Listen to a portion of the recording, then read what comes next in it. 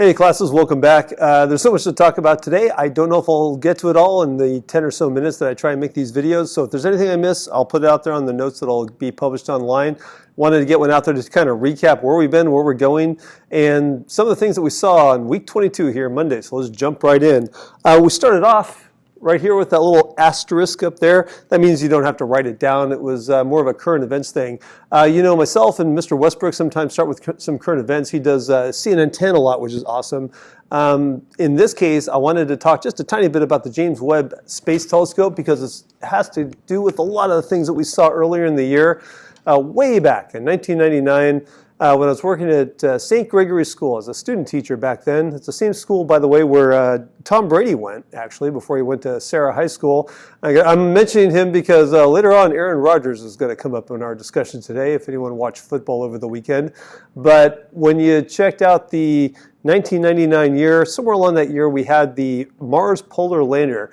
And I remember that particular day in class, we're waiting for the Mars Polar Lander, waiting to get word from NASA on what happened to it. It went through the atmosphere of Mars, and they never heard from it. Turned out that was the one that we talked about earlier in the year, where they mixed the computer programmers who worked on the project mixed miles with kilometers. They mixed some standard measurements with some metric measurements, English measurements, I should say, not standard. And that was one of the classic examples of how, one, when you're working in a project, you got to be sure you're all using the same units, and two, back when we talked about that, we talked about the importance of the metric system as a worldwide system that all scientists can agree on, which is awesome and needed when you're doing research. From there, we talked a little bit about, let me move the board just a sec. I've got the microphone attached, and you'll notice I'm wearing a sweater. That's going to come into play later. I've got all the windows and doors open, of course, because we're trying to make sure that we have great airflow all the time. I just close the door for a little bit while I do the video on my prep period here. Not sure if you can see it from where I'm sitting. All right. That's a really bad picture of the James Webb Space Telescope. And I mentioned the St. Gregory thing today and waiting for the Mars Polar Lander because that was really unfortunate what happened to that one. That one they never got any data from. They later on saw it in pieces on the South Pole, I believe, of Mars. This day marks the day when the James Webb Space Telescope reached its spot about 1 million miles from Earth. Now, the Hubble Space Telescope was only about 200 miles up, and as a matter of fact, when it was first launched, it had some problems with its optics. They went up and fixed it because they could reach it in medium Earth orbit. This one, they're not going to be able to reach. So everything had to go just right. Today with the deployment and today with putting in its L1 spot as Lagrange spot number 1. And the long and the short of it is, this went well today. And we're in week 22, as you saw up here. And on week 22, when we go back here, by the time that number on my whiteboard behind me reaches somewhere around week 30, we should be getting our first real science pictures from this James Webb. Super excited about that in our million-year history as a species on this planet. We are hoping that you will be, the first generation that has some, at least indirect evidence of life beyond Earth. Remember, there's about 200 billion galaxies out there with an average of about 200 billion stars per galaxy. That's 46 trillion possibilities, 46 trillion stars with possibilities for life. That's a 4 with 22 zeros after it. And we now know, in just the last couple of decades, we've figured out that most of those stars seem to have planets around them. So it's very, very exciting. That's one thing we've been hoping for since I was a little kid, hoping to find out if there's life out there beyond Earth. Okay, moving on with the lesson, jumping on in today. We did a brain pop on vaccines, which was meant to go over some of the things we saw last week. Our key terms this week, of which there are 15, which is more than we usually do. So I gave the students a little bit of time in class to work on it today. We talked about human immunodeficiency virus, STDs, which we'll get into in more detail, but I know your health classes have already done this.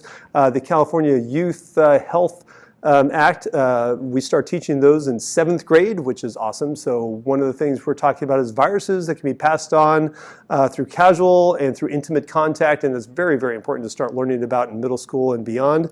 And in particular, we talked about HIV because HIV, human immunodeficiency virus, attacks the immune system directly. So when we talk about the white blood cells and the leukocytes that are patrolling your immune system all the time, those are the ones that literally get attacked. That was why we used that analogy of if you are trying to call the police to get some help because there's a break-in going on, and you call the police department, but say the Pacifica Police Department is busy fighting someone who's breaking into the police department at that moment. It's a little bit like this. Your body calls on your immune system to help, but there's no one there to help because it itself is being attacked by the human immunodeficiency virus. So what unfortunately really starts to debilitate a person with this virus is the everyday diseases that our innate and our acquired immune system can't fight off, or at least can't fight off as efficiently. With that, we'll talk a little bit more in detail tomorrow about the antibodies that go and attach themselves to an antigen, a little spot on the virus that is a part of the protein coat where they stick on. And this is a signal for the rest of the immune system to come in, attack, and eat whatever that particular virus or pathogen happens to be. That also is why I was using a little bit of the movie Contagion. A great, awesome teacher, Dr. Bradley, down at Mercy High School in Burlingame, used the entire movie. I'm using bits and pieces. And remember, I just use kind of little bits and pieces when it fits in because we remember things better when it's part of a story. So I used, I think, about 10, maybe 15 minutes today. And some of the things that you can pull out of that movie are stunningly amazing when you look at all the parallels and the things that were really predicted by this 2011 movie once the 2020 COVID-19 epidemic and then pandemic began. When you're looking at the vaccines, this is the important part. This is what we're going to get into much more detail tomorrow, particularly about polio as an attenuated virus, an attenuated vaccine that they used to virtually eliminate polio in the United States. We also talked about smallpox. Dr. Guccione, when she was here the other day, talked about smallpox in particular and how it was the only disease completely eradicated by the use of vaccines. In terms of the importance of vaccines, it can't be overstated in this class how important it is that it's not giving you the virus, it's giving you basically it's giving your immune system time to get a jump on anything that it sees. So I've got a really good organizational chart on this tomorrow. But essentially, you're looking at giving your body a way of recognizing a pathogen when it enters your body again, when it gets past your innate immune system, when it reaches your acquired immune system has already seen it and has already made the antibodies that your body needs to fight it off. That's incredibly important when we're talking about trying to get an immune response going ahead of time to save time against a virus. Going over to, so I'll give you a second here to switch the boards, our second part of the notes where we attacked the key terms for the week. These are our 15 key terms for the week, which is more than usual. I usually do a whole 15, but some of the things that the movie does an excellent job of showing, which is why I'm using just a couple parts from the movie, are fomites throughout the movie. Really, they're showing people touching things in different places, all the possibilities for transmission. In this particular case, this particular virus, the fictional virus from the movie, was passed very, very well by someone touching a surface. And then, as we know, it's a great way to get a cold virus, a flu virus, is then touch your eyes, touch your mouth, touch your nose. That's how it gets through our innate barriers and gets its way into the inside of your body. We talked a little bit about the R naught. How many people are expected to get a virus when one person has it? How many people are they then transmitted it to? The incubation period for this particular fictional virus in the movie, it was about 2 days. However, for COVID, we're looking at a longer incubation period probably, which is one of the reasons why it spread so well. The acquired immune system, of course, is the one that we're focusing on this week, whereas last week it was the innate immune system. T cells and B cells, which are part of that, again, acquired immune system, they're looking at being able to know a virus before it actually reaches your body. An antigen, antibody, human immunodeficiency virus. Finally, AIDS, STDs, sexually transmitted diseases. Polio we'll focus on tomorrow, and the vaccine effort that went on to eradicate polio in the United States.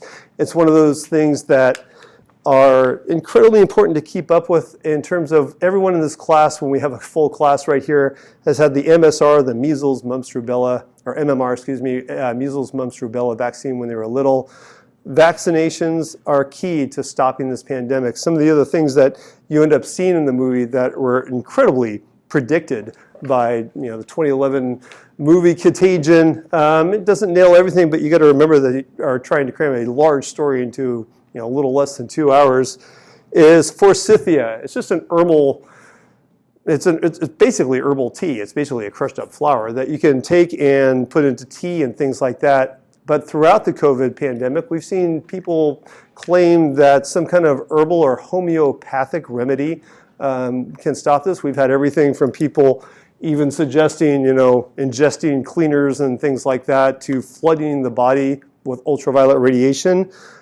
What has been a through theme throughout this class has been looking at everything with a scientific eye. One of my very favorite scientists, as mentioned earlier on in this class, way back around week 3, is Carl Sagan. And one of his most famous phrases was, extraordinary claims require extraordinary evidence. And when we're talking about something as important as going through the vaccination process, making a vaccine, we're going to talk about how that's done tomorrow and Wednesday.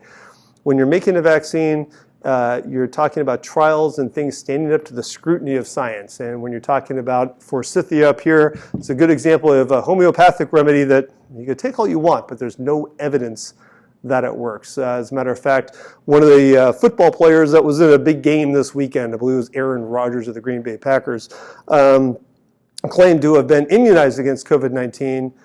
He was playing with words there. He wasn't immunized. He wasn't immunized. He was trying to get around the idea that he wasn't vaccinated.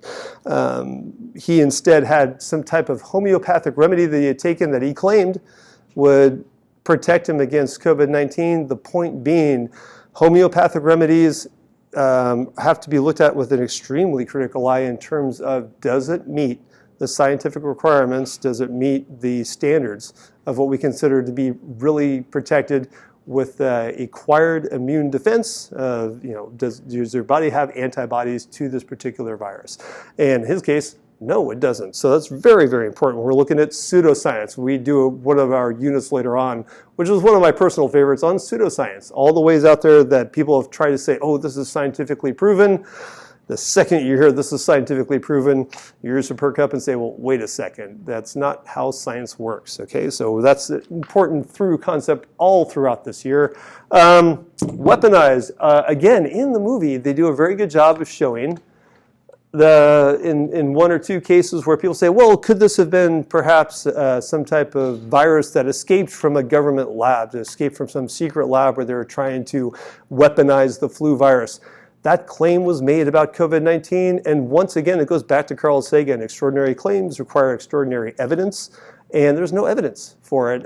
When you're looking at something like a claim like that, you have to provide some evidence for it. And again, it should be important for all of us to remember, because of what we've studied here over the past 4 weeks.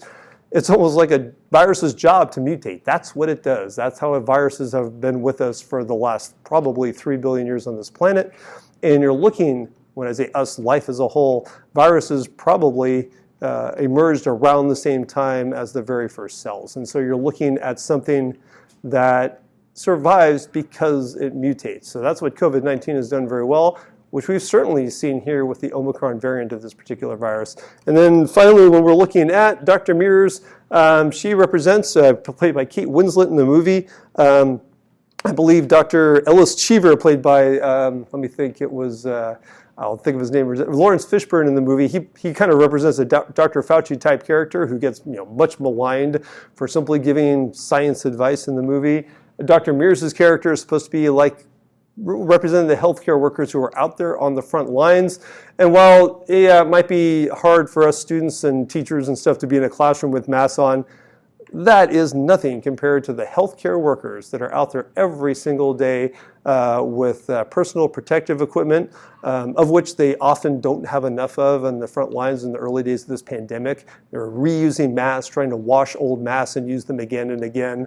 The movie does a good job of showing not only Kate Winslet characters, Dr. Mears' sacrifice for her trying to protect the public, but really what's going on right now with our look. As I wake up my computer here, as I look around this classroom, I've got Clorox wipes, I've got masks, I've got the airflow going through.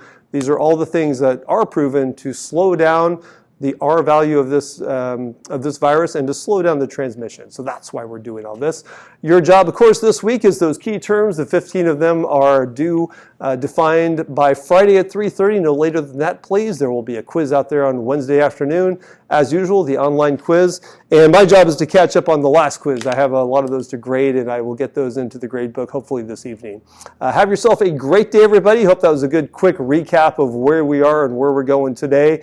And when you get a chance, go online and check out a little bit more about the James Webb Space Telescope. It's very, very exciting. We'll be able to look back to just a few million years, a few tens of millions of years after the Big Bang once this comes online, and we can see the very faintest objects ever in the history of humankind, especially towards the end of the year when we do our a little bit more about engineering processes.